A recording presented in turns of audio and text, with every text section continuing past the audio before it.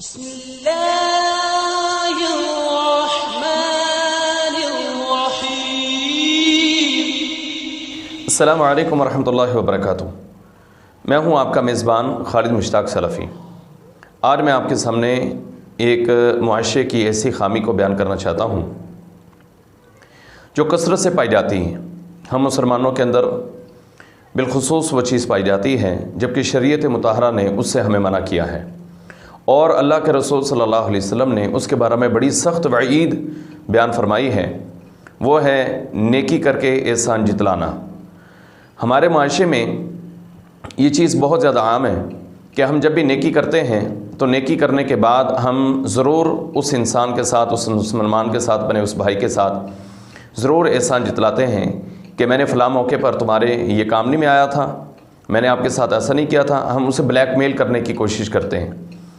تو رسول اللہ صلی اللہ علیہ وسلم نے اس بارے میں بڑی سخت وعید بیان فرمائی ہے۔ رسول اللہ صلی اللہ علیہ وسلم کا فرمان عالی شان ہے، ثلاثۃ لا یکلمہم اللہ یوم القیامہ ولا یزکیہم ولا ینظر الیہم ولہم عذاب علیم۔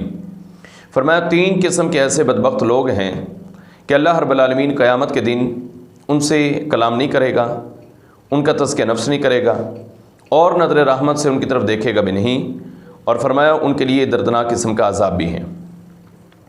رسول اللہ صلی اللہ علیہ وسلم نے ان تین لوگوں میں سے اس شخص کے بارے میں فرمایا کہ المنان، ایسا انسان جو نیکی تو کرتا ہے لیکن نیکی کرنے کے بعد احسان جتلاتا ہے۔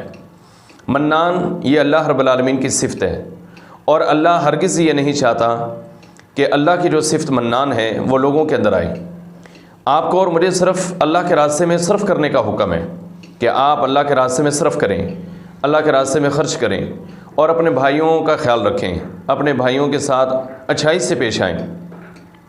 کوئی انسان اگر کسی کو جاب لگوا دیتا ہے تو اس کا اجر کا طالب اسے اللہ سے ہونا چاہیے کہ مجھے اس کا اجر اللہ سے چاہیے۔ اور اگر آپ کسی کے کام آ جاتے ہیں، کسی کو راشن دیتے ہیں، کسی کو کوئی کھانا پینا دیتے ہیں، کسی کو کوئی سامان دیتے ہیں، تو اس پر بھی اللہ سے آپ اجر کے طالب بنیے، نہ کہ لوگوں سے۔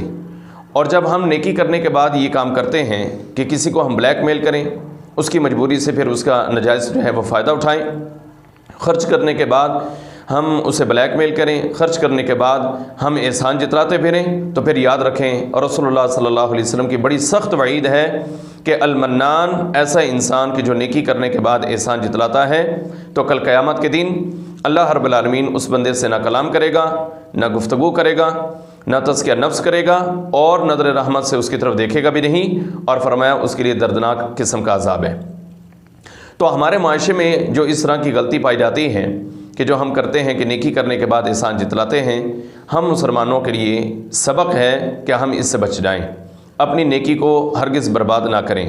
اللہ رب العالمین نے سورہ بقرہ کے اندر اسی بات کا ذکر بھی فرمایا ہے کہ اگر آپ خرچ کرتے ہیں تو خیال رکھیں کہ آپ کے خرچ کرنے کے بعد کسی کو نہ آپ تکلیف دیں اور نہ ہی کسی پر احسان جتلائیں۔ احسان جتلانا میرے اللہ کا کام ہے، میرے مالک کا کام ہے، اور وہ اتنا بے نیاز ہے کہ وہ دیتا چلا جا رہا ہے۔ جو اس کو مانتے ہیں وہ ان کو بھی دیتا ہے، جو مسلمان ان کو مانتے ہیں ان کو بھی دیتا ہے، اور جو غیر مسلم ہیں اگر وہ اللہ کو مانتے ہیں تو اللہ ان کو بھی دیتا ہے، اور اگر وہ اللہ کو نہیں بھی مانتے تو اللہ تبارک و تعالیٰ ان کو پھر بھی دیتا ہے، اس لیے کہ وہ رحمان ہے، اس لیے کہ وہ رحیم ہے۔ تو اللہ رب العالمین اتنا رحمان کہ کل کائنات اسی کی ہو اور وہ سب کے اوپر صرف کر رہا ہو، تب بھی وہ احسان نہیں جتلا رہا۔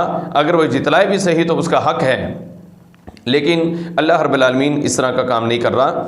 تو ہم مسلمانوں کو بھی چاہیے کہ ہمارے پاس جو کچھ بھی ہے وہ اللہ کا دیا ہوا ہے، مال ہے، پیسہ ہے، دولت ہے، اگر کہیں ہمارے ہاتھ ڈلتے ہیں تو وہ بھی اللہ کی توفیق سے ہی ہے کہ ہم کسی کا کام نکلوا سکتے ہیں۔ تو نیکی کریں، اپنی نیکی کو کر کے برباد مت کریں۔ اللہ سے دعا ہے اللہ ذوالجلال ہمیں عمل کی توفیق دے۔ السلام علیکم ورحمۃ اللہ وبرکاتہ۔